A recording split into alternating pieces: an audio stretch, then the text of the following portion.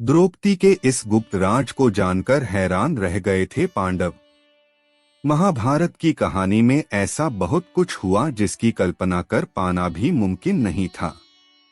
इस श्रेणी में द्रौपदी का 5 भाइयों की पत्नी होना मुख्य तौर पर देखा जा सकता है।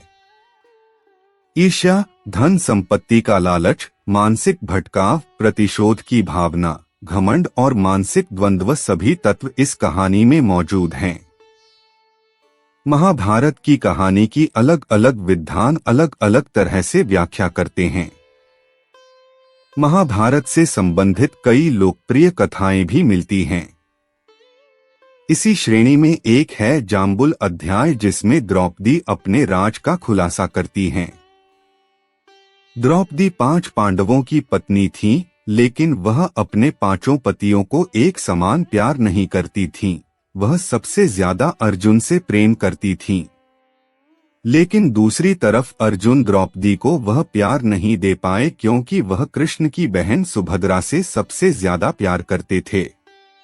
एक प्रचलित कथा के मुताबिक पांडवों के निर्वासन के 12वें वर्ष के दौरान द्रौपदी ने एक पेड़ पर पके हुए जामुनों का गुच्छा लटकते देखा।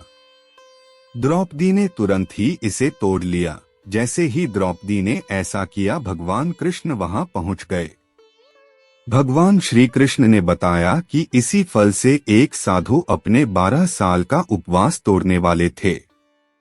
द्रौपदी ने फल तोड़ लिया था, जिससे पांडव साधु के कोप का शिकार हो सकते थे। यह सुनकर पांडवों ने श्री कृष्ण से गुहार लगाई।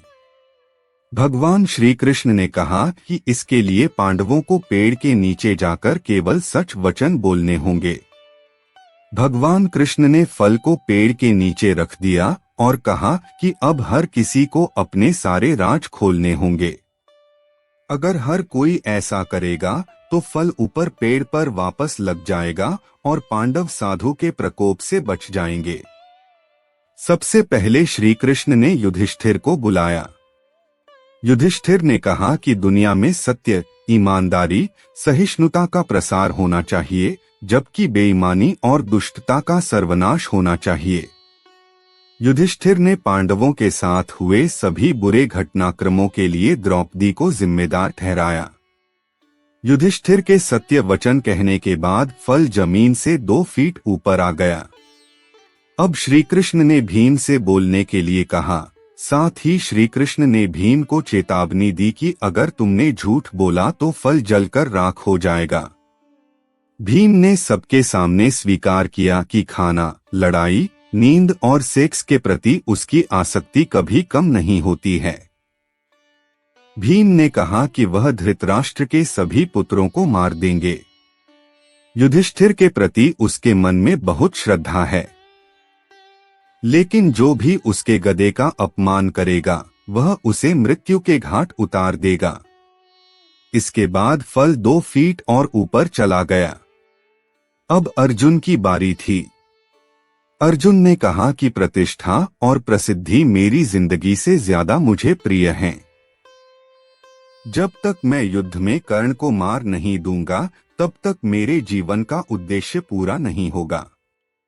मैं इसके लिए कोई भी तरीका अपनाऊंगा, चाहे वह धर्म के विरुद्ध ही क्यों ना हो। अर्जुन ने भी कुछ नहीं छिपाया। अर्जुन के बाद नकुल और सहदेव ने भी कोई रहस्य ना छिपाते हुए सब सच सच कह दिया। अब केवल द्रौपदी बची थीं। द्रौपदी ने कहा कि मेरे 5 पति मेरी 5 ज्ञानेंद्रियों, आंख, कान, नाक, मुंह और शरीर की तरह हैं। मेरे 5 पति हैं, लेकिन मैं उन सभी के दुर्भाग्य का कारण हूँ। मैं शिक्षित होने के बावजूद बिना सोच विचार कर किए गए अपने कार्यों के लिए पछता रही हूँ। लेकिन द्रौपदी के यह सब बोलने के बाद भी फल ऊपर नहीं गया। तब श्री कृष्ण ने कहा कि द्रौपदी कोई रहस्य छिपा रही हैं। तब द्रौपदी ने अपने पतियों की तरफ देखते हुए कहा, मैं आप 5 से प्यार करती हूँ, लेकिन मैं किसी 6वें पुरुष से भी प्यार करती हूँ। मैं आप 5 के अलावा कर्ण से भी प्यार करती हूँ। जाति की वजह से उससे विवाह नहीं करने का मुझे अब पछतावा होता है। अगर मैंने कर्ण से विवाह किया होता तो शायद मुझे इतने दुख नहीं झेलने पड़ते, तब शायद मुझे इस तरह के कड़वे अनुभवों से होकर नहीं गुजरना पड़ता। यह सुनकर पांचों पांडव हैरान रह गए, लेकिन किसी ने कुछ कहा नहीं। द्रौपदी के सारे रहस्य खोलने के बाद श्री कृष्ण के कहे अनुसार फल वापस पेड़ पर पहुंच गया।